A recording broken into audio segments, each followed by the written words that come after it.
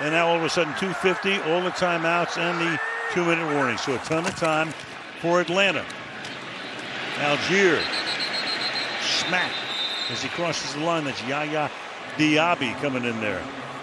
Shoyinka also able to get inside that time of the left tackle, Jake Matthews. He initially blew that play up, forced Algier inside. Going no huddle here on a 2nd down and 12. Cousins under pressure. Down he goes. All kinds of heat through the middle. And that's Logan Hall flexing his muscles. I'll tell you, Logan Hall the last couple weeks has just looked like a guy that can take a game over any time that he wants. With such length, he gets through the left guard that time and also the back. What a rush. Last play before the 2-minute warning. Algier to the outside can only get up to the 20-yard line. So now you've got a 4th down. You got a 4th and 16. You're on the underside of the 2-minute warning with a $1:52 left and a 4th and 1,000,000. But at least they have all their timeouts. So you would think a likely punt here and then have to use their timeouts when Tampa has the ball. Well, they're discussing that right now. I mean, it's a long way to go against a Todd Bowles defense that likes to dial up pressure in so many different ways. I'm with you with those 3 timeouts. And now it's decision time here. So you've got a 4th down, 4th and 15. Yeah, the offense is out on the field for the moment. Remember, they did convert a 3rd and 14 earlier. And I want to see if Todd Bowles is going to sit back or if he and rely on the front to get home, or is he going to pressure? Have to get to the 35. London flanked outside. Going for it. Fired over the middle. Intercepted at the 35-yard line. Levante David, the heart and soul of that defense, comes up with the play.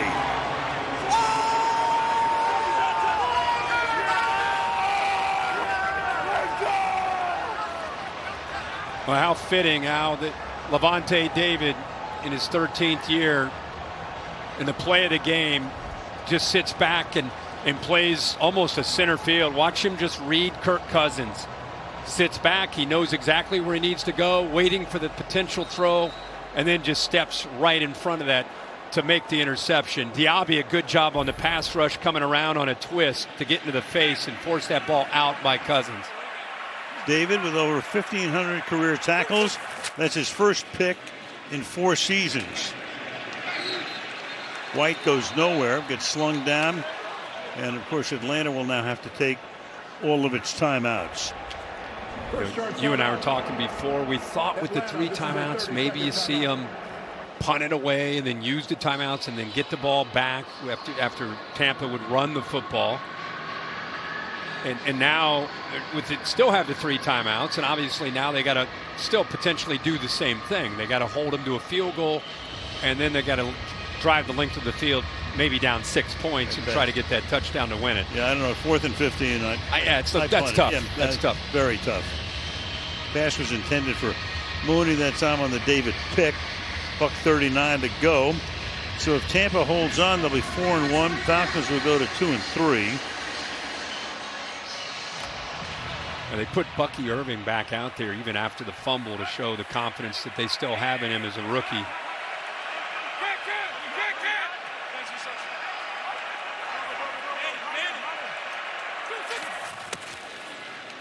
Give it to him. Secures it this time. A flag is down. Going to stop the clock. Might have a face mask here. Holding. Nope. Offense number 62. 10-yard penalty. Repeat 2nd down. That's the center, Barton. Did they miss a face mask here? Let's take a peek.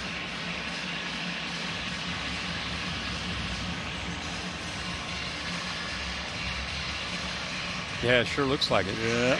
The Barton was definitely at holes, so it'd be an offsetting 62 on Grady Jarrett. Just grabs onto the jersey as he cuts back. And instead, he got a 2nd and 23 back at the 41-yard line. 1:33 on the clock.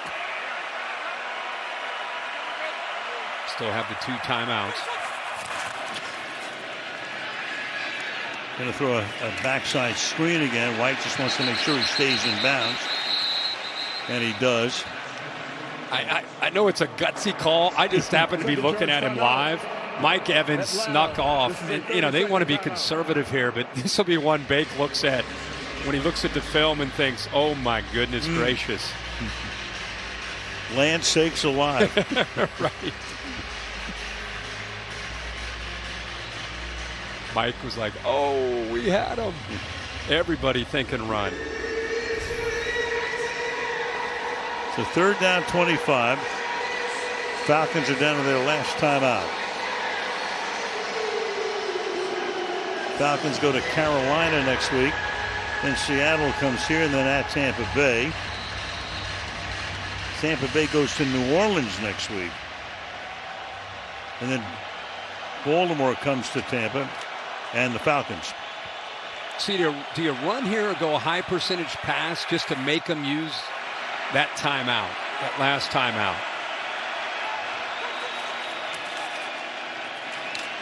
Keep it on the ground, make them use that timeout. Yep. Irving stopped at the line of scrimmage. Yep. To win it back in week 2.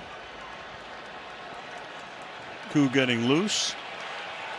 Trenton Gill for the punt.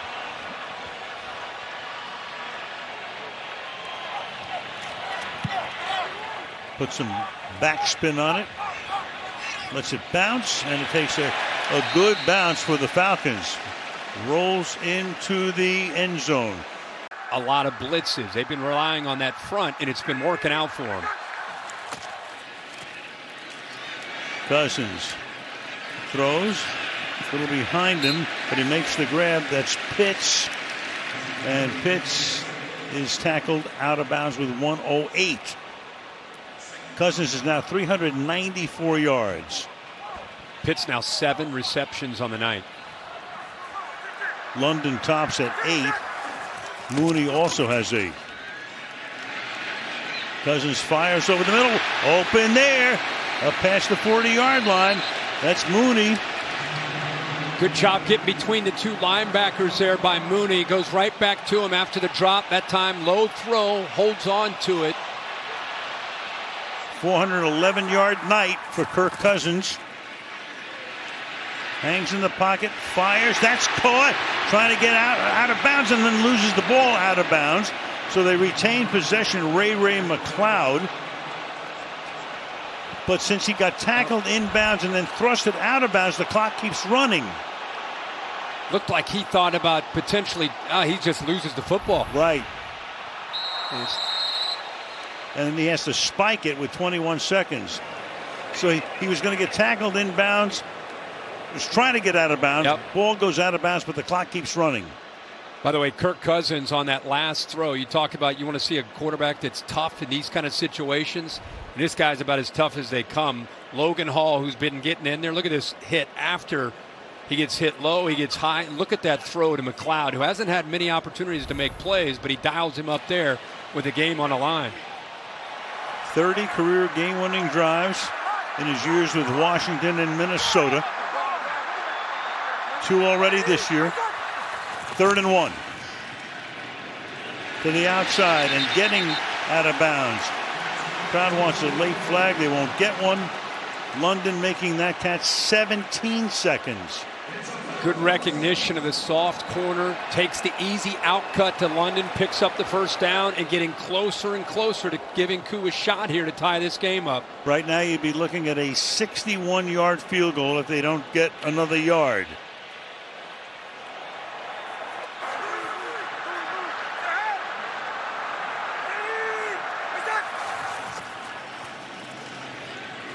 In the pocket. Protection's great. Dropped. That time it's McLeod Good tight coverage that time by McCollum. Yeah, McCollum looked like he might have gotten a hand in. That ball was thrown pretty well, but a little bit behind him. It looked like McCollum may have got that left hand in there to knock that football away. There it is. Yep, he does. Good play. Timeout on the field for an injured player. By rule, because this injury occurred in the last 2 minutes, Tampa Bay will be charged with a timeout. It's their second. That's Marquise Watts. And all that does, it doesn't do anything to the clock. Just costs him a timeout. So Koo won it from 58 last week. He might have to do it from even farther this week. You know, he's had a lot of success against the zones with the underneath throws, whether it's been Pitts or London. You make a quick throw, you get up to the ball, and you fire it to the ground. You're looking at 5 to 8 yards is all you need to feel good about it, but it's got to really be fast. And in all likelihood, get to the boundary. They spread it out here. Out. Said they're going to go over the middle to the 28-yard line. That's Drake London. Can they get it spiked? They can with 1 second. So they got the extra yardage. Look at Raheem Morris. Crazy. He is fired up about what his quarterback just did. I thought they got the ball down too far. Yep. I thought London might, as soon as he caught it, just take a knee. He kept running, and the clock kept running. But give the offense a lot of credit. Well schooled. They all sprinted to the line. Cousins fires it with 1 second remaining. Tremendous. This will be a 47-yard attempt for Younghoe Koo, who's had better nights, but he can salvage it here and send it to overtime from 47. And They got a flag that was calling a delay of game. They're calling a delay of game. They are. Delay game by the offense. 5-yard penalty. Wow. So the play clock going, that's the last thing you're thinking about here is the play clock. I think they were thinking they were going to get a reset. Right. Terry, you hop in here. Why would they be thinking about a reset? I don't see any reason to, Kirk. Right. I mean, they got the ball down. They had plenty of time to get their field goal team out. They don't get a reset in this situation. Right. And now we got a timeout here from Tampa. Final charge out. Timeout. Tampa Bay, this is a 30-second timeout. So now you go from 47 to 52. He's made 2 tonight from 54 and 48. Missed from 41 and 54. Do we go to overtime or do we go home? I'm still trying. I'm kind of in shock here that Raheem Morris is as well. That they pick up a big play by Drake London, and they're celebrating, and everyone's excited, thinking, "Wow, we did it! We fired the ball into the ground. We got the 1 second. Thank goodness, we're all high-fiving each other." Yeah. Meanwhile, the play clock has already started, and like Terry said, there's no reset. There's no reason to reset. Exactly. So here we go. Exactly. Too excited about what had happened. So the final play of regulation, barring a defensive foul. 52 yards. And overtime.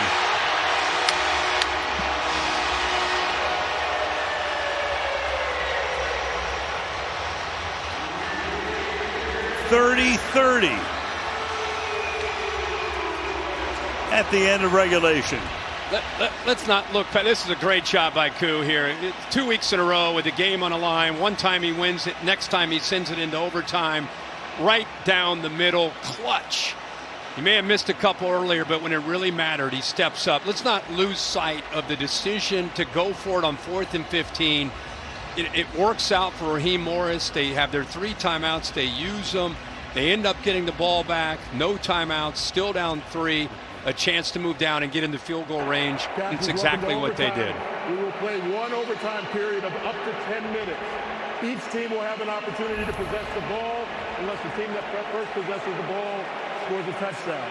All replays are upstairs. Each team will have 2 timeouts. Fourth quarter timing rules are in effect. Any questions? All right, here's the coin. This is heads. This is tails. Tampa Bay, what's your call? Tails is the call. Tails is the call. It is heads. You won the toss. You want the ball. Which one do you want to kick? Kick that one? Atlanta's won the toss. Will receive the overtime kickoff. The Falcons get the ball first. So off we go to OT. If Atlanta gets a touchdown, the game is over. If not, it continues. Tampa will get an opportunity, or if there's a safety, then Tampa would win the game.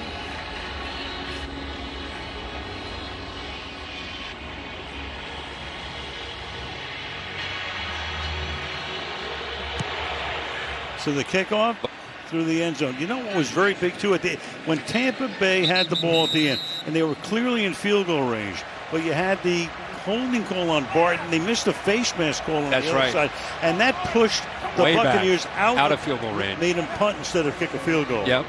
Big. Yeah, there's some. You could go back and look at this. There's some big plays there that gave Atlanta the shot that they needed to get this thing into overtime, and now Cousins is thinking touchdown, and let's get out of here. 440 yards, 39 of 55. Running back is Algier. Start with him.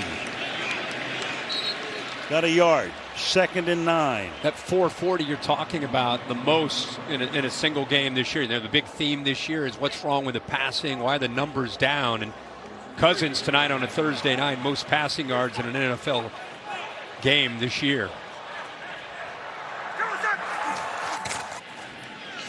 Second and 9. Up to the 38-yard line. 3rd down. Cousins' career high 460 yards in that gigantic overtime, not overtime, that game where they were down, I think 33-0 to Indianapolis and came from behind. 3rd down, 3rd and 3. Fired, caught, London to the 45-yard line. He goes. His giant night continues, and he's shaken up. So London's now caught 12 tonight, 13 targets for 154 injury timeout. Now look at him off the line of scrimmage, just kind of an option route. It's just up to him to kind of find that soft spot, and he does a perfect job of being patient. See right away he's feeling some pain, and he and Cousins, really it's the first time this year that we've seen Cousins in sync and on time with his receivers, most notably Drake London and Darnell Mooney tonight. So a career high in passing yardage, career high in passes, 57 for Cousins tonight, but he's going to lose London at least for one play. Mooney's caught 9, Pitts has caught 7. Kirk has completed 41 passes. Yeah. Again, said earlier, I'm going to say it again. This is what Atlanta Falcons fans envisioned. This is what NFL fans envisioned when Kirk Cousins signed with the youth around him. When they brought Mooney over, London, obviously, Bijan Robinson. Just taking some time to kind of work into this rhythm. So Kadaro Hodge, number 12, he comes in to replace London, at least for the moment. 45-yard line. Robinson is the back. Mooney moving. That's fired. That's caught. And that is Hodge. And Hodge is going to take it to the end zone.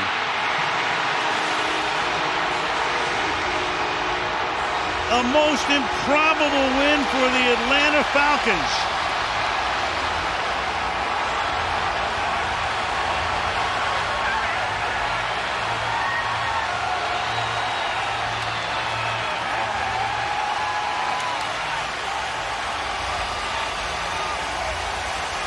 Go figure. London gets hurt, has to come out of the game. Hodge hasn't played very much tonight. Comes in, scores from 45. Oh my gosh. What a night. What a night for these Atlanta Falcons.